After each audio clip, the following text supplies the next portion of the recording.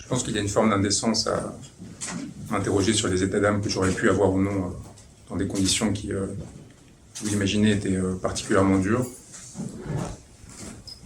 Je pense avoir maintenu une forme de dignité à tout instant, notamment face aux autorités sénégalaises, qu'elles soient policières ou judiciaires. Je pense avoir aux côtés de mes frères et sœurs de lutte tenu droit à tout instant, de façon toujours respectueuse mais exigeante, sans concéder à un quelconque moment,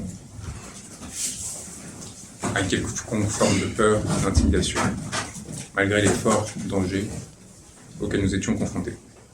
Nous continuerons à le faire, encore une fois, que ce soit auprès d'Ousmane Sonko,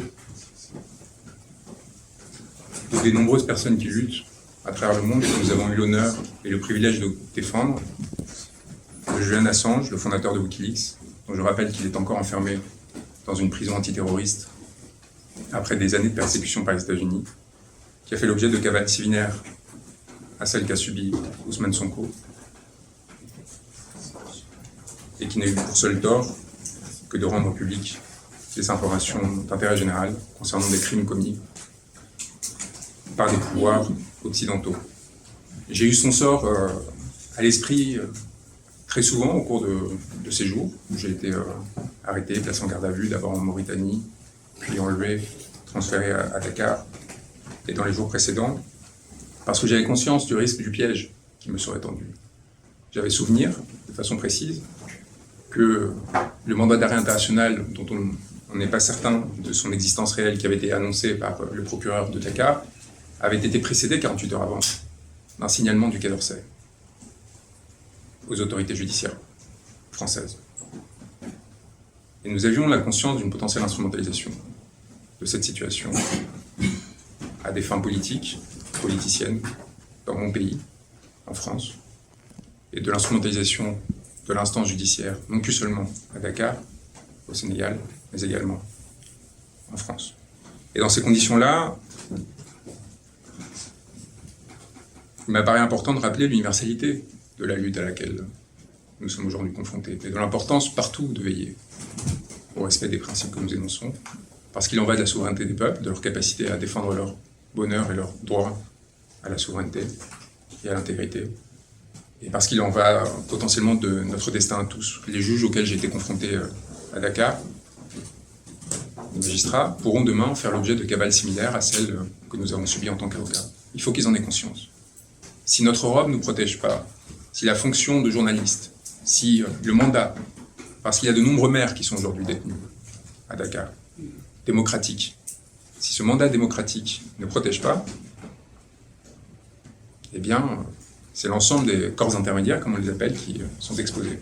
Alors quelque part c'est bien, parce que ça leur permet de vivre avec la peur que connaissent les simples citoyens, entre guillemets, de se rendre compte de cette vulnérabilité, de ne pas se sentir protégé, mais de l'autre côté, évidemment, ça fragilise l'ensemble des institutions et donc la stabilité du pays.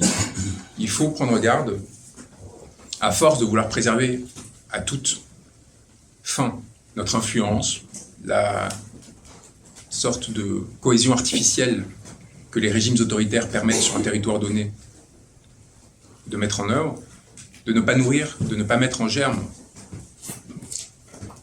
la violence, voire la guerre civile. Parce que la décomposition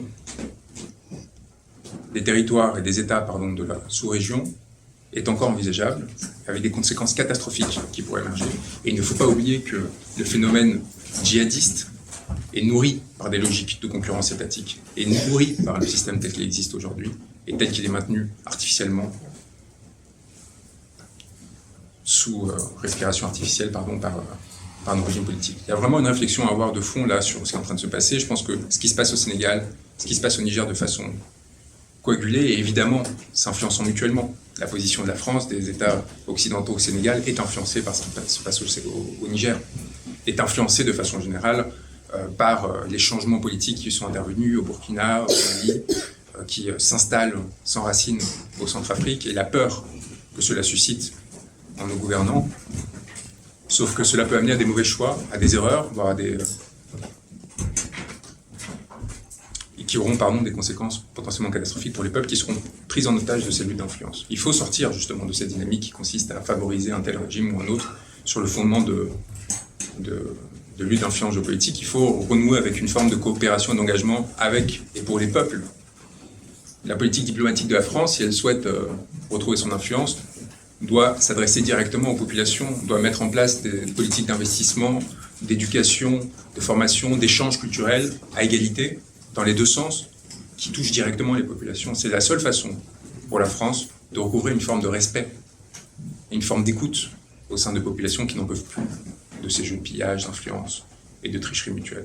Sauf que, et c'est la seule incise politique, peut-être que je vais me permettre par rapport à la situation en France, on a l'impression que notre gouvernement ici est tout aussi aveugle aux aspirations de son peuple souverain qu'à Dakar. Et c'est ce qui explique probablement que la parole que je porte au nom d'Ousmane Sonko ait cette influence à Dakar et qu'à l'inverse, la lutte du peuple sénégalais ait cet écho en France au sein d'un certain nombre de mouvements, et notamment les Gilets jaunes.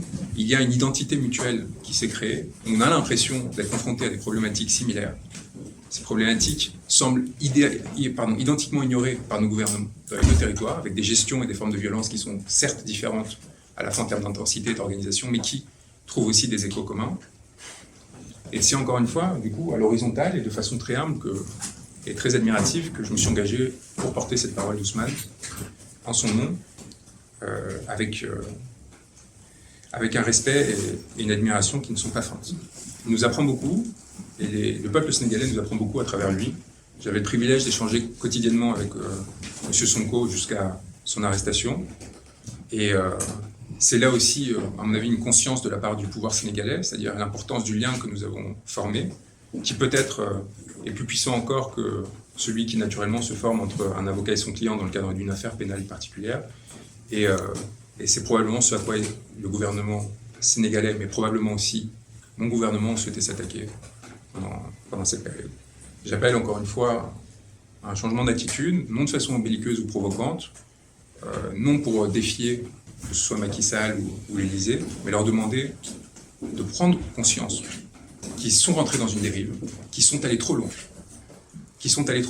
Parce que le soutien que j'ai eu l'honneur de recevoir pendant cette période, provenant de toute famille politique, de personnes qui se sont opposées férocement à moi ces dernières années, qui m'ont déconsidéré pour de nombreuses raisons, est significatif, non pas de ma valeur, mais au contraire de la gravité de la transgression qui a été commise par les personnes qui nous font face. Et c'est pour défendre un certain nombre de valeurs que ces personnes ont décidé de me défendre moi. J'en ai pleinement conscience et je salue leur capacité à avoir dépassé nos différends pour s'engager de cette façon.